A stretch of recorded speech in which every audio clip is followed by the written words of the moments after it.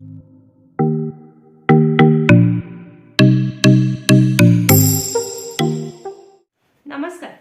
आज आपण एक नवीन पद्धतीचं ब्लाऊज शिकणार आहोत, म्हणजे हायनेक ब्लाऊज. म्हणजे हे कॉलर सारखं याचा लुक येतो. अंगामध्ये हे ब्लाऊज अगदी छान दिसतं. बंद गळ्यामध्ये हे आपण शिवू शकतो किंवा मागे याला बोटनेक पण आपण घेऊ शकतो. तर हे कशा पद्धतीने कटिंग करायचं हे अगदी आज सोपं करून सांगणार आहे. त्यासाठी इथे हा घडीचा पेपर घेतलेला आहे आपण. यात मागचा भाग पुढचा भाग सोबत काढायचा आहे. हे पॅटर्न कटिंगलाही सोपं आहे आणि शिवण्याला सुद्धा सोपं आहे. फोर्टक्स मध्ये आज आपण याचं हे कटिंग बघणार आहोत. ज्यावेळेस आपल्याला हायनेक ब्लाऊज कटिंग करायचं आहे, सगळी मापं आपल्याला बोटनेक चार्टनुसार घ्यायची आहे. आता ज्यावेळेस आपल्याला ब्लाऊजचं पॅटर्न टाकायचं त्यावेळेस पहिले इथे उंचीचं माप घ्यायचं. उंची अधिक 1 इंच शिलाई मार्जिन. आता 32 इंचाचं ब्लाऊज आहे, 32 इंच छातीचं. 13 इंच ब्लाऊजची उंची आहे, 1 इंच शिलाई मार्जिन ऍड केलं 14 इंच. आता सगळी मापं आपल्याला चार्टनुसार घ्यायची आहेत. आता 32 छातीचं आहे त्यामुळे आपण शोल्डर घेणार आहोत 6 इंच. जेवढा गळा छोटा तेवढं शोल्डर मुंड्याची मापं मोठी घ्यायची असतात, लक्षात घ्या. शोल्डर घेतलं 6 इंचाचं, मुंडा पण घेतला 6 इंचाचा. हे 6 इंचाचं हे पट्टीने जोडून घेऊया.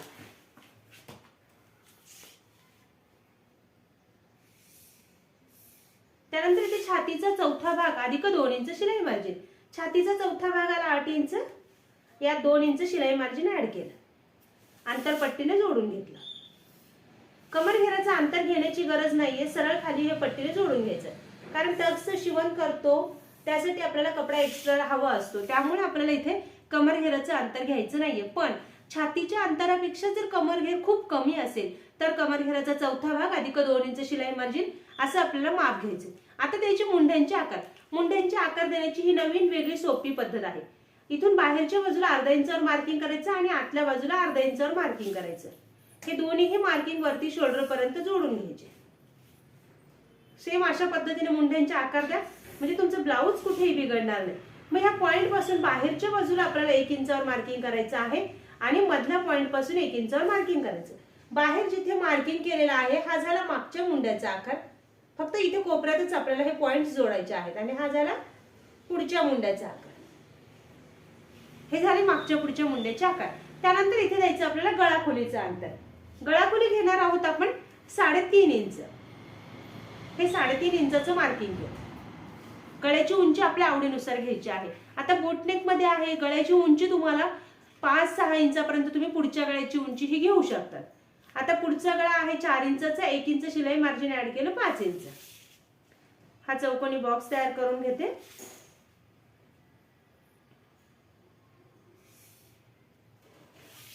त्यानंतर ज्यावेळेस आपल्याला गळ्याला हायनेक घ्यायचा आहे तो वरती पुन्हा आपल्याला इथे 4 इंचाचं मार्किंग करायचं आहे. 4 ते 4.5 इंचाचं वरती मार्किंग करा.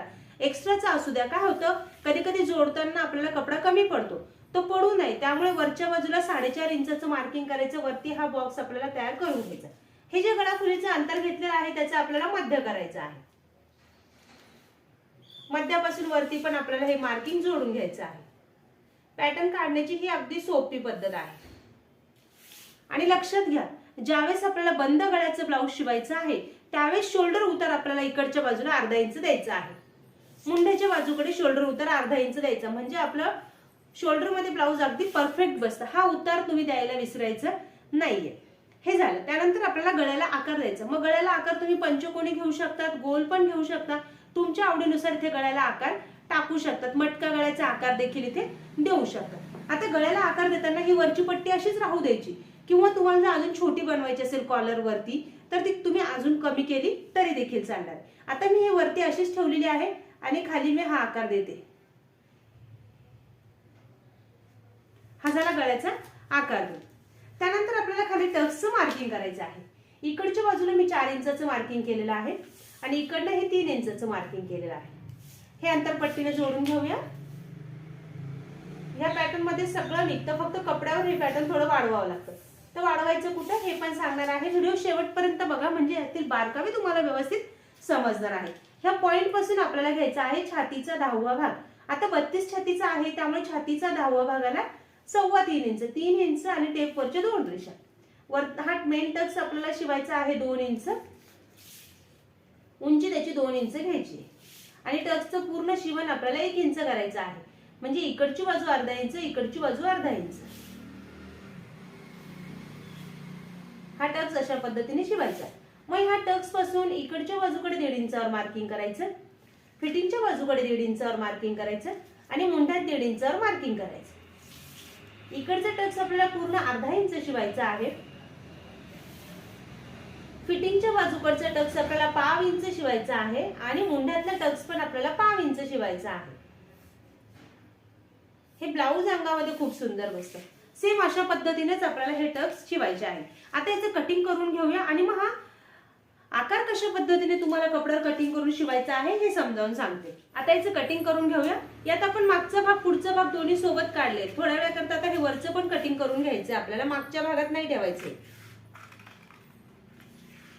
हे शोल्डर कटिंग केलं, मागचा मुंढा कट करायचा आधी।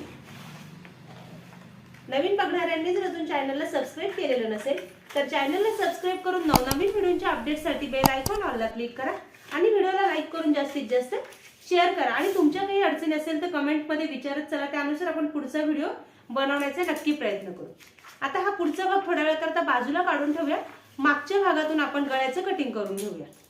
आता हे जे अंतर वाढवलेलं होतं हे फक्त पुढच्या भागासाठी होतं, त्यामुळे ते मागच्या भागातून आपल्याला अंतर काढून टाकायचं आहे। हे झालं मागच्या भागाचं पॅटर्न। आता इथे आपण गळाखोलीचं अंतर घेऊया। गळाखोली आपण घेतली होती 3.5 इंच। हे 3.5 इंचाचं मार्किंग केलं। गळा इथे अगदी 1 इंच घ्यायचा आहे, जास्त मोठा घ्यायचा नाहीये, कारण आपण याला वरती तो हायनेक बनवलेला आहोत तो जोडणार आहोत। अर्धा ते 1 इंचच फक्त आपल्याला इथे गळा घ्यायचा आहे। इथे आकार दिला। जर तुम्हाला खाली डिझाईन टाकायचं असेल तर इथे वॉटर ड्रॉप डिझाईन, पूर्ण खाली ओपन नाडीवालं वेगवेगळ्या प्रकारचं तुम्ही कॅनव्हासचं डिझाईन इथे ब्लाऊजला टाकू शकता। त्यानंतर खालचा टक्स आपल्याला आडवा घ्यायचा आहे 4 इंचावर आणि उभा टक्स आपण घेणार आहोत 4.5 इंच। ह्या टक्सचं पूर्ण शिवण आपल्याला करायचं आहे 1 इंच। हे झालं मागच्या भागाचं पॅटर्न तयार। आता याचा गळ्याचा आकार कट करून घ्यायचा। या गळ्याला तुम्ही कॅनव्हास लावा, म्हणजे गळा अगदी छान वरती कडक मध्ये तयार होऊन बसेल अंगामध्ये। आता पुढच्या भागाचं कटिंग करून घेऊया। मुंढ्याचा आकार पहिले कापून घ्यायचा। हा शोल्डर उतार द्यायला विसरायचं नाहीये। त्यानंतर गळ्याचा आकार कापूया।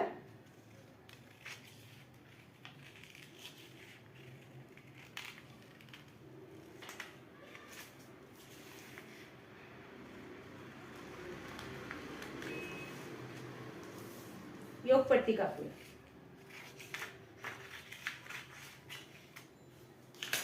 हे अशा पद्धतीने आपलं हे पॅटर्न तयार होतं। मग ज्यावेळेस आपल्याला ब्लाऊज शिवायचा असतो त्यावेळेस इकडचा भाग आणि इकडची जी बाजू आपण ह्या बाजूची येणार, आता आपण पेपर कटिंग मध्ये सिंगल बाजू काढतो, मग कपड्यावर डबल कटिंग झाल्यानंतर हे कॉलरचा जो भाग आहे हा अशा पद्धतीने जोडला जातो। म्हणजे ही इकडची अर्धी बाजू तयार झाली, बरोबर अर्धा इंच कपडा जी शिवण्यासाठी तयार असतो आणि इकडचा जो अर्धा इंच भाग येणार आहे, त्यामुळे आपला हा गळा अगदी परफेक्ट बसतो। फक्त ह्या आकाराला शक्यतो कॅनव्हास टाका, म्हणजे तुमचा गळा परफेक्ट बसणार आहे। हे झालं पुढच्या भागाचं पॅटर्न तयार। आता बाहीचं कटिंग बघूया आणि कपड्यावर वाढवायचं कुठे ते समजावून सांगते। आता इथे मी हा घडीचा पेपर घेतलेला आहे।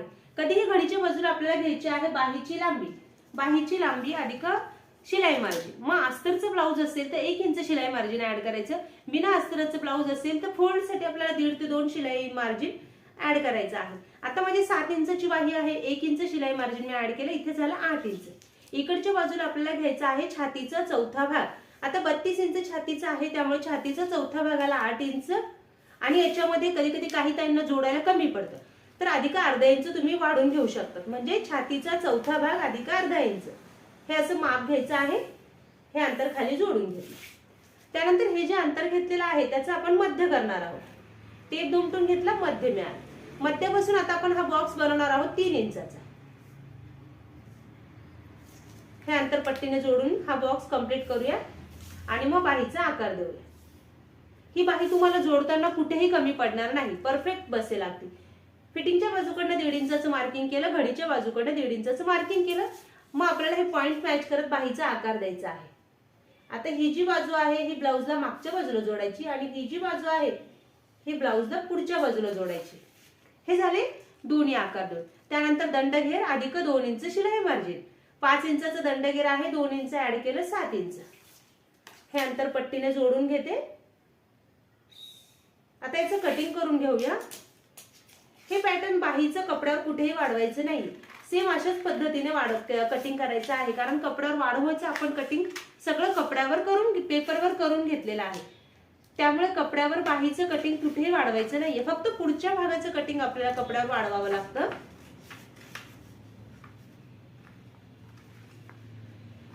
हे झालं आपलं बाहीचं पॅटर्न तयार.